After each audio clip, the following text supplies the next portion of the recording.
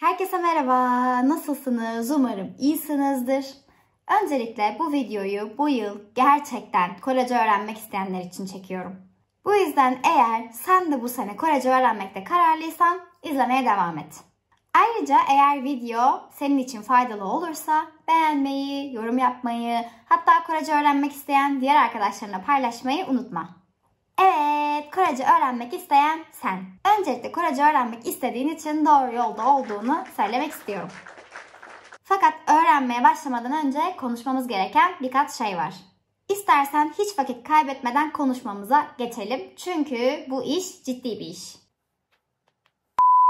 Bu sene Korece öğrenmek istiyorsun. Bu harika. Fakat eğer bu hedefini gerçeğe dönüştürmek istiyorsan planını şimdiden hazırla. Çünkü Korece öğrenmek bir plan, bir program ister. Aslında sadece Korece değil, yani herhangi bir dili öğrensek de bir plana, bir düzene sahip olmalıyız. Bu bahsettiğim düzenin başında çalışmaya zaman ayırmak gerekiyor. Eğer sürekli Korece çalışmak için zaman ayıramazsan maalesef ki öğrenmek senin için zor olabilir. Tabii ki bu yanlış anlaşılmasın. Sürekli Korece çalışmak demek böyle günün yarısı boyunca çalışmak demek değil. Endişelenme. Aslında bahsettiğim şey daha çok her gün çalışmak. Her gün oturup saatlerce çalışmak zorunda değilsin. Ama 15 dakika bile çalışmak hiç çalışmamaktan daha iyidir. Bu yüzden zamanım yok deme. Neredeyse hepimizin günde 15 dakikası var. Ve eğer bu zamanı doğru değerlendirirsen bu sene Korece öğrenmeyi başarırsın. Şimdi biraz gerçekleri konuşalım. Hepimiz Korece'yi hızlı bir şekilde öğrenmek istiyoruz. Hatta böyle bir ayda sular seller gibi konuşmak da istiyoruz. Bunu biliyorum çünkü ilk Korece öğrenmeye başladığımda ben de aynıydım.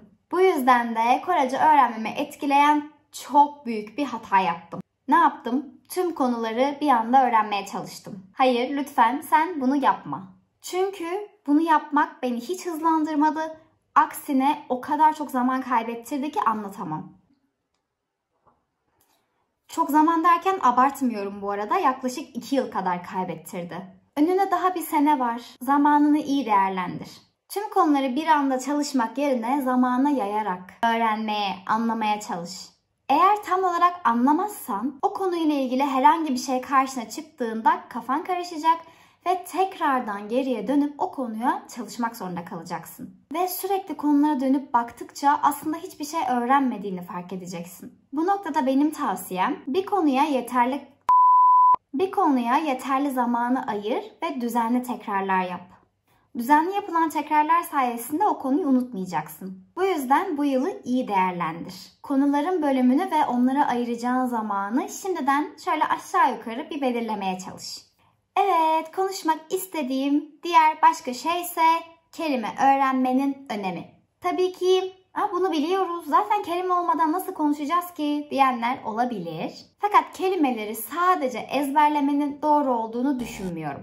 Burada bahsetmek istediğim şey kelime ezberlemek yerine kelime öğrenmek. Mesela diyelim ki öğrenmek istediğin 10 tane kelime var. Direkt o kelimeleri bir kağıda 10 kere yazıp ezberlemeye çalışmak ya da aklında sürekli o kelimeleri tekrar etmek yerine kelimeleri kullanarak öğrenmeye çalışmak daha uzun süre aklında kalmalarına yardımcı olabilir. Ezberlediğin şeyleri daha hızlı unutursun ama öğrendiğin şeyler daha uzun süre aklında kalır. Hatta eğer iyi öğrenirsen hiç unutmazsın. Ben kelimeleri genelde şu yöntemle öğreniyorum. Onları cümle içerisinde kullanarak. Çünkü bu şekilde hem kullanımını görüyorum ve öğreniyorum, hem de sürekli onları kullandığım için, onları sürekli gördüğüm için uzun süre aklımda kalıyor. Bu noktada diğer bir tavsiyem de örnek cümle bakmak. Öğrendiğin kelimeleri içinde bulunduğu örnek cümlelere bakarak o kelimenin kullanımını daha rahat bir şekilde anlayabilirsin. Bu sene ne kadar çok kelimeyi düzgün bir şekilde öğrenirsen o kadar çok kazanırsın. Bu yüzden bu yıl kelime öğrenmek için geç kalma. Eğer hazırsan en önemli noktaya geliyorum. Bu sene Korece öğrenenler çalışma düzenini aksatmayanlar olacak. Bu aslında söylemesi kolay ama yapması zor bir şey, biliyorum. Ama ortada bir gerçek var ki dil öğrenmek bir süreçtir.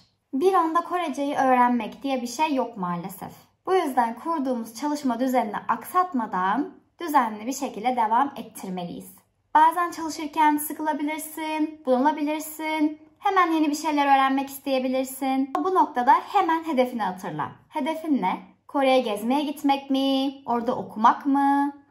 Belki en sevdiğin Kore dizilerini altyazısız izlemek mi? Ya da Korece bir kitap okumak mı? Kendine bir hedef koy ve motivasyonun düştüğünde bunu düşün. Evet ya, şu an hiç Korece çalışmak istemiyorum.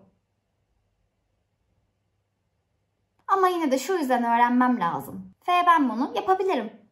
Her zaman çalışmak istememek tabii ki çok normal. Ama önemli olan sıkılmaya, bunalmaya rağmen devam edebilmek. Eğer gerçekten araya ihtiyacın varsa şöyle bir gün dinlen. Sonra devam et. O arayı çok uzun tutma. Çünkü çok uzun tutarsan öğrendiklerini unutmaya başlayabilirsin. Evet, bir videonun daha sonuna geldik. Eğer bu videoyu beğendiyseniz, Kore veya Korece ile ilgileniyorsanız kanalımdaki diğer videolara göz atabilirsiniz. Aynı şekilde kanalıma da abone olabilirsiniz. Bir sonraki videoda görüşene kadar kendinize çok iyi bakın ve hoşça kalın.